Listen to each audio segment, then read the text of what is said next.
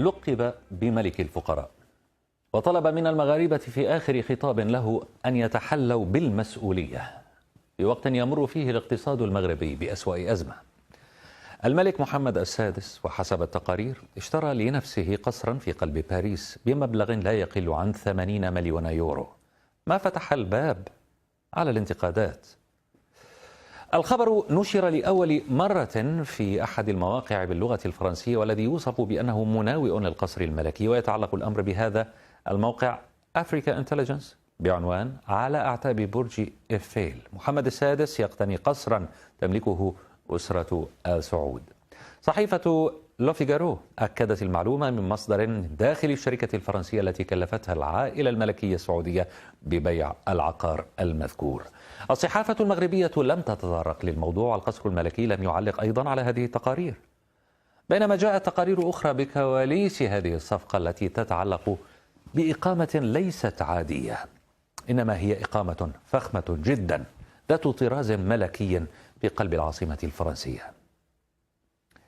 عندما نقول باريس نحن نتحدث عن قرب هذا القصر خطوات قليلة من هنا، من شارع إيميل دي شانيل بالدائرة الباريسية السابعة.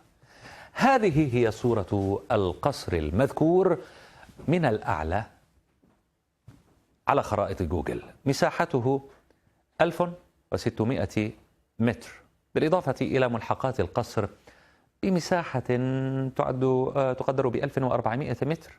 القصر بني في عام 1912 به 12 غرفة.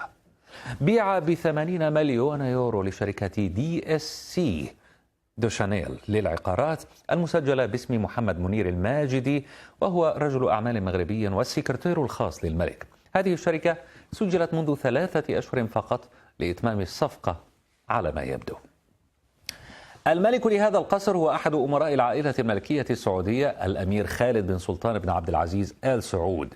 في الحقيقة ملك المغرب يعد من أثرياء العالم، ثروته تقدر ب 5.7 مليار دولار حسب تصنيف فوربس للعام 2015، بينما تملك عائلته قصرا فاخرا في بلدة بيدز بإقليم لواز الذي يبعد 70 كيلومترا إلى الشمال الشرقي من باريس. المغرب يمر بأزمة حادة، وبالطبع فاقت 12%، يعني أتحدث عن أزمة مالية. الملك طلب من مواطنيه التقشف، ثم تأتي هذه الصفقة لتجلب معها الانتقادات والجدل. هذه عينة من التعليقات. رشيد فيلالي يقول: الكل يعرف أن الملك غني وله شركاته وثروته الخاصة، لكن شراء القصر في هذا التوقيت بالذات قرار غير حكيم في نظري. هشام يدلي برأيه أيضا، يقول: الرؤساء والملوك لا يعرفون الأزمة، فالأزمة للشعوب فقط. سامر سمير يقول في تغريدته سامر سمير: أغلب حكام الدول العربية هكذا يعيشون في رفاهية، والشعب يقتات من النفايات ويطلقون عليه لقب أمير المؤمنين. أما سعيد باجي فيقول: بدلا عن شراء القصر كان عليه الالتفات إلى شعبه. في ظل هذه الجائحة كفى شراء القصور خارج المغرب. نبيل ريفي يقول: ما دخل معلومة اقتناء قصر في تصريحه بالأزمة الاقتصادية التي تحدث عنها حول كورونا، مع العلم أن حجم الاقتصاد وأزماته تشخص بأرقام مضاعفة بالآلاف.